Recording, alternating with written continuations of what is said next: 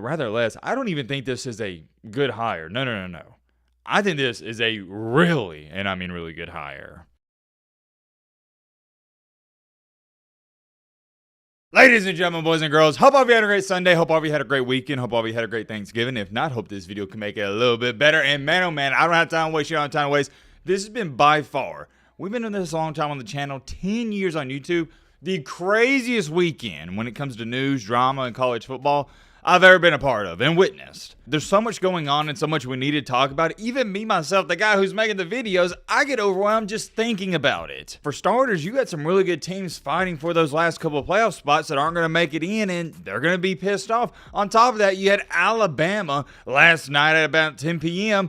beating Auburn in one of the craziest Iron Bowls you're ever going to see. And meanwhile, the Alabama and Auburn game was going on. You got everybody and their mama wondering what Lane Kiffin's going to do, because allegedly and apparently he was supposed to announce it yesterday around 3 p.m., but that never happened. I knew after Texas A&M loss he wasn't going to announce a decision until after the Iron Bowl. Why is that relevant? Because if Alabama were to lose the Iron Bowl, that means Ole Miss would have went to the SEC Championship, and that changes everything, and it did change everything. Since the Iron Bowl was closed, Kiffin had to delay it, which also meant your boy Matty had to delay everything he was doing. Before I go any farther, I got to throw in this disclaimer. Trust me, I see everything going on in the college football world, and I am a little late to this news as far as it being uploaded, but I am working as hard and as fast as I can. I was working on and editing videos until 9 a.m. I didn't go to sleep until 9 a.m. this morning, and I had to take a nap. I wanted to keep going, but my body got to the point, I don't know if some of you have been there before, it couldn't even function. I couldn't even keep my eyes open. I had to lay down for a couple hours, so here we are. We're back to it. We're about to cover this Auburn news, and there's a plethora of topics we're going to be covering later in the day, so be on the lookout for that. We still haven't even gotten to the Week 15 recap. I know, I still haven't even released my rankings, the MBG poll, and there's more stuff we got to talk about with the Kiffin situation. We're behind, but I hope you guys understand. We're behind, but like they say, it is what it is. I'm a one-man band. This is a one-man show. I don't have 25 employees working for me. This isn't ESPN, but we're doing our best. So if you like college football content and you're new to our channel, or maybe you've been watching and you're still not subscribed, consider hitting that subscribe button, join our amazing community. We're super close to 400,000, and yeah, it'd help us get a little bit closer, but let's get straight into this. You see the big time breaking news. I don't know how to ease into this. It is the only topic we're going to be discussing in this video, and this did catch me off guard, the timing of it. I didn't think Auburn was going to announce anything until midweek, but no, here we are, early this morning or afternoon, depending where you live, what time zone you're in. Auburn is hiring USF's head coach, Alex Golesh. This is my raw and immediate reaction. At first glance, you're like, Alex Golesh. Is this really a great hire? Well, you have to take some things into consideration. Auburn is a bad job. I'm going to explain that in just a second, because I know Auburn fans are like, what? Matty boy, we're a top 15, top 20 job.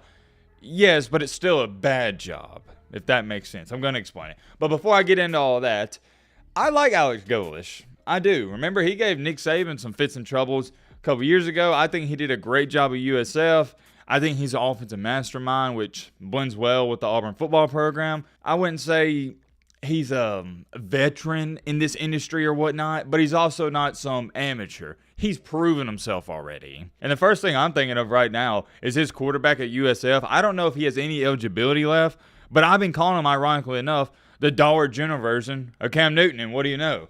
This head coach, Alex Golesh, is now going to Auburn. So if he can bring him over in the transfer portal, whew, you better watch out. Byron Brown is a name to remember. That guy's dangerous. Now, he's not a good passer of the football, but he's hard to get down on the ground. Let me explain, though, why I said Auburn's a bad job.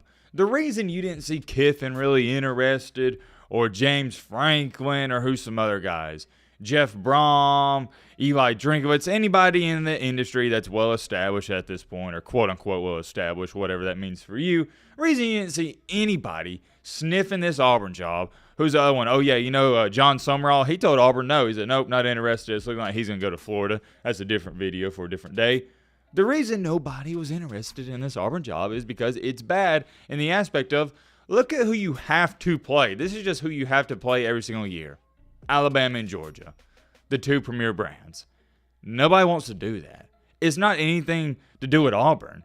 It's who you got to play, and outside of playing them every year, you got to recruit against them. You are in between Athens, Georgia, Tuscaloosa, Alabama, and you got to recruit against them, Florida, LSU, it's just not good. As far as it goes for jobs, absolutely, this is a top 15, top 10 job in the country, no doubt about it in my mind. The bright side of all this is Golesh is going to have the resources to revive this Auburn football program. It's just going to be difficult. And another thing that I think turns a lot of head coaches away from it is the expectations there. The fans expect you to be winning. And I'm not saying it's unreasonable from the fans, but there is a disconnect. They're expecting you to now, I'd say, compete when it comes to the playoff spot. Like, you got to be in consideration. You got to be winning bare minimum 8 to 9 games a year. I don't know if some of you have looked at Auburn's schedule, but I said it heading into the season. If you can win 6 to 7 games, that's going to be a heck of a year. What they wind up winning 5 this year. So, yeah. 6 to 7 wins. I don't know what their schedule looks like next year. It's actually decent in the SEC. And it's not because Auburn's a bad football team. I think if you put Auburn in the ACC, they're going 10-2 every single year. They're going 9-3. It's more so of, it's just you're playing the Georgias. I got to divert back to this. When you are playing routinely 6 ranked matchups per year, it's hard to even win 8 or 9 games. It is. I was talking to one of my buddies, ironically enough, yesterday about this.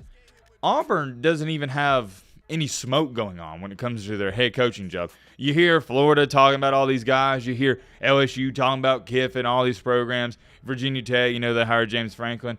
But we weren't hearing anything about who Auburn was going after. It's because none of the coaches were interested in them. And I was getting kind of worried because none of the heavy hitters were left. Sonetti, he signed his extension at Indiana. Eli Drinkowitz, some people thought he may go to Auburn. He signed his extension. All these coaches were signing extensions, and it's like, well, dang.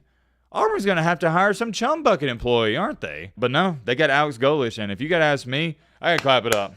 I got to clap it up. This is a heck of a hire. If I had a grade on a scale of 1 to 10, I'm giving them a 9. I think it's a win-win for both parties. I think Alex Golesh fits this Auburn football program. And what Auburn really needs is an offensive-minded head coach. They need to put some points on the board. I'm not going to throw Golesh in that offensive mastermind category because I want to see him do it at the SEC level. And, well, I guess we'll see what happens next year, right? I got to bring this up, too. I'm thinking about it. Auburn has lost to Alabama how many times? I didn't lost count. Has it been 6 straight years? They want a guy who can beat Alabama, who can close the deal because Auburn's been close the past 3 times in Jordan-Hare Stadium. Well, ironically enough, guess who's had some success against Alabama with far less talent?